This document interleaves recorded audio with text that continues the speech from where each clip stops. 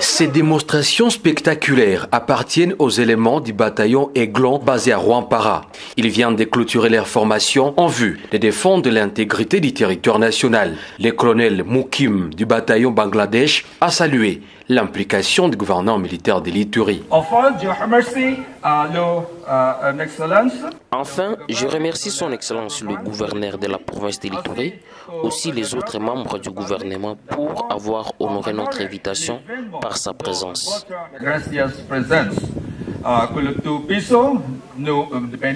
Le commandant des opérations et gouverneur militaire de l'Ituri, le lieutenant-général Luboyanka Chamadjoni, qui a présidé cette cérémonie, a salué la collaboration entre les deux forces. Je suis l'homme le plus heureux. Excellence, c'est le gouverneur. Aujourd'hui, c'est une nouvelle formation. Vous avez quelle impression par rapport à cette formation diffusée par les instructions de la MONUSCO, mais aussi de FARDC? C'est une très grande joie pour moi parce qu'aujourd'hui, tous ces hommes qui sont formés, c'est pour qu'ils s'adaptent au terrain.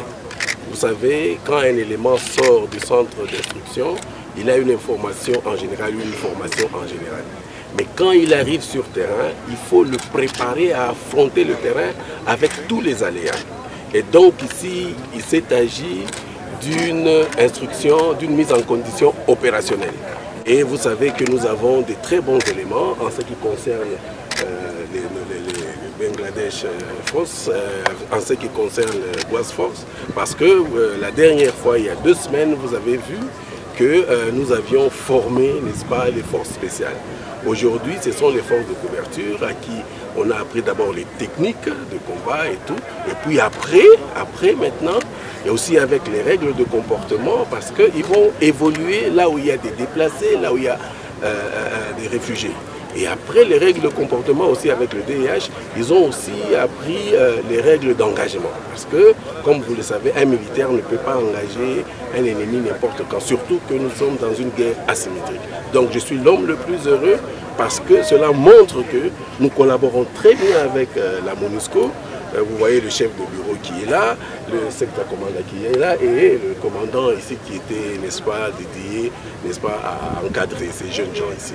Et vous pouvez vous rassurer qu'avec ce qu'ils viennent d'avoir aujourd'hui comme formation, je suis très sûr qu'ils vont très bien se comporter sur le terrain. Vous savez que quand on parle des effectifs, on parle des effectifs illimités. Il faut que nous ayons des effectifs illimités. On va les avoir. Le commandant suprême a toutes les informations et je suis très sûr que nous aurons ces effectifs illimités là. Occasion pour le numéro 1 de la province de l'Ituri de demander aux groupes armés d'arrêter de faire souffrir leurs frères et sœurs. Je vous ai dit que nous sommes devant une guerre asymétrique. Ce n'est pas facile une guerre asymétrique parce que vous êtes là en face des populations qui se sont armées. C'est différent d'une guerre, n'est-ce pas, normale, où on a l'ennemi devant, on connaît qui il est, on l'a identifié, on connaît comment il agit et tout. Mais ici, l'ennemi est dans. Ce n'est même pas l'ennemi, ce sont les Ituriens qui sont dans la population. Je leur dis d'arrêter. Ils tuent qui? En Ituri, si vous pensez qu'ils tuent qui? Ils tuent leur mère, leur soeur, leur tante et ils les violent. Je répète, ils tuent et violent leur mère, leur soeur.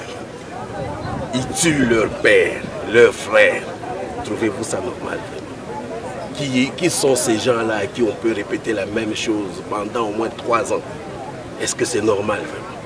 un message clair que c'est qu'ils aient un bon comportement, qu'ils aient la discipline et qu'ils soient professionnels, comme je n'ai cessé de le dire. Cette série de formations prouve à suffisance la détermination du président de la République, commandant suprême des FARDC et de la PNC, Félix Tshisekedi Tshilombo, qui reste résolument engagé à rendre professionnelle son armée en renforçant surtout sa capacité opérationnelle en vue de garder intacte l'intégrité du territoire national, quoi qu'il en soit, quoi qu'il en coûte. Hurrah!